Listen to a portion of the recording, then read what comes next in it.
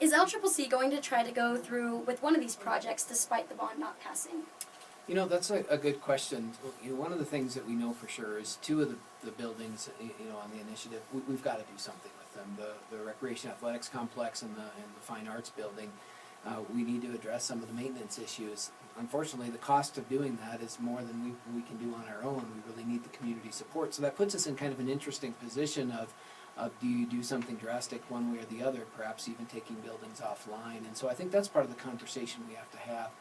Arguably, the one project we could possibly still do is the residence hall. It would require a change in scope and a reduction in size to get it to the point where students could actually you know, afford to pay off the cost of that over time. So there's the potential for that project moving forward, although we know it'll look different than what it's currently planned as.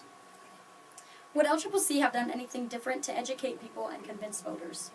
You know, that's a great question. I think hindsight's always 20/20. So looking back, you know, there's probably things we'd like to do. We should have maybe spoke with more groups, spent a little bit more time. We knew it was an accelerated time frame. Here's the interesting thing: we had almost 10,000 voters turn out for this one.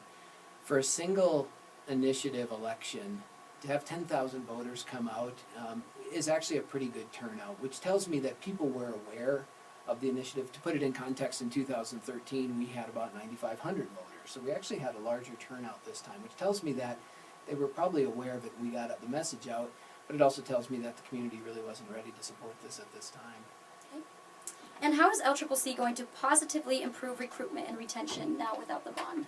Yeah, you know, it's interesting that we do hang a lot on the physical environment. We know that there's things out here that we have to change so that when students show up on campus, they feel good not just about the education and the curriculum, but they feel good about the setting and everything.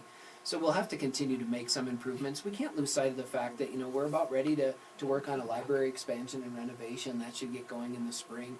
We have a remodel plan for the old student services space, the Crossroads building. We've got some other smaller things going on at the arena. So we're still going to continue to make the improvements that we can make.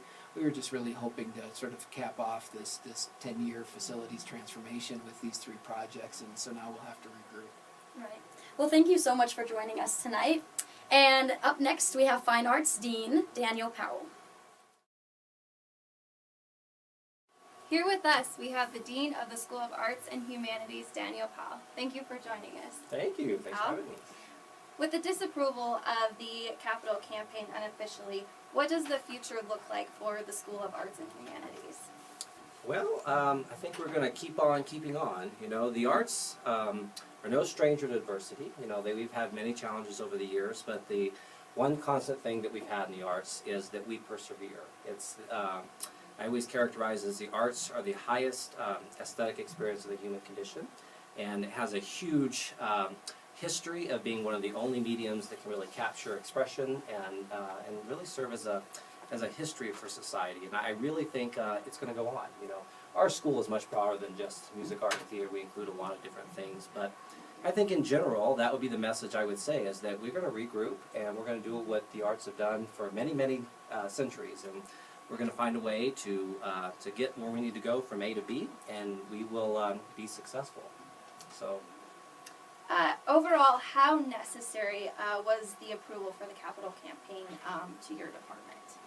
Well, it's pretty necessary. So yeah, we really were counting on that. So I'm not sure the necessary renovations that we need for Western Fine Arts, particularly, that hasn't been touched since 1981.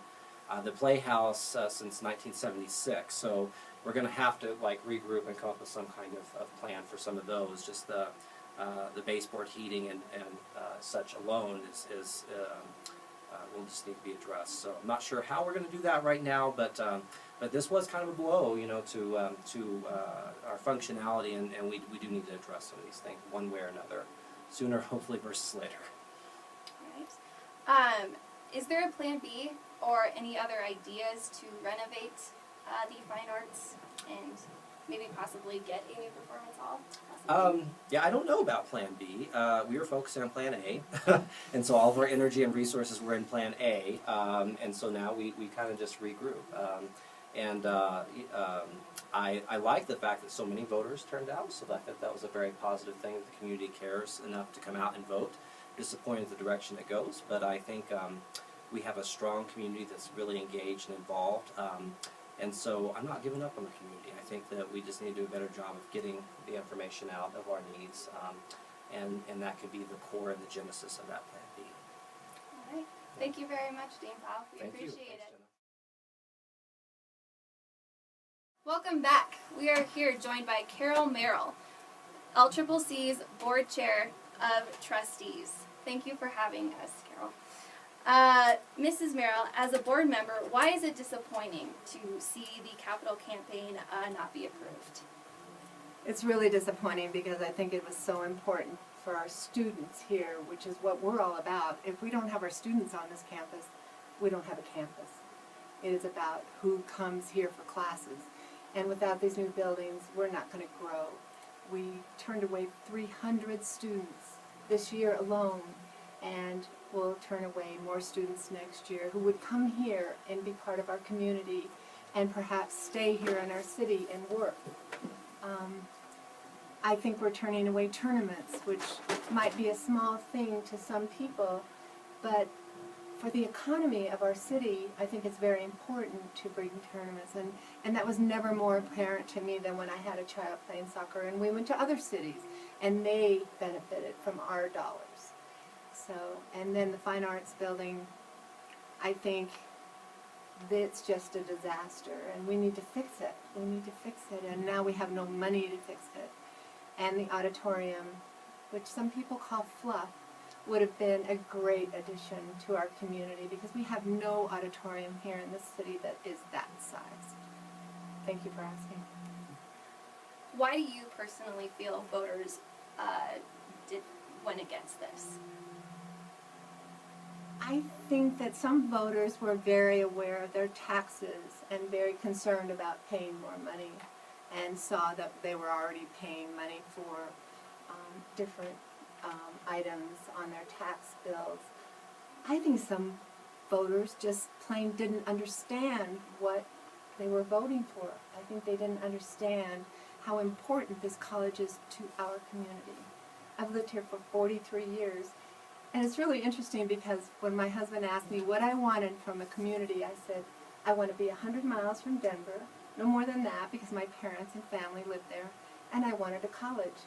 And so he drove me by LCCC, and I said, fine, I want to live here. And we've been here for 43 years. Right. Does the board have any other plans to carry out any of these projects in any other way? I think the board doesn't know what we're going to do. We're going to talk about it tomorrow night.